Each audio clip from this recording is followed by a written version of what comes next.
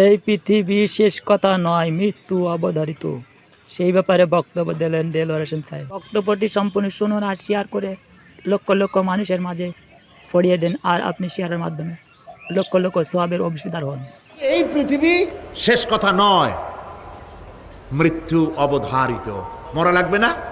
এবার দেখেন আল্লাহ কি বলেন, আল্লাযী খালাকাল মাউতা ওয়াল হায়াতা লিয়াবলুয়াকুম আইয়ুকুম আহসানু আমালা।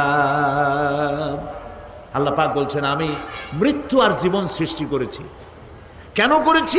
লক্ষ্য করুন, লিয়াবলুয়াকুম, যাতে করে আমি তোমাদেরকে পরীক্ষা করে নিতে পারি। কি ব্যাপারে? আইয়ুকুম আহসানু আমালা, আমলের দিক থেকে, নেক কাজের মধ্য থেকে, ভালো কাজ এবং খারাপ কাজের মধ্য থেকে।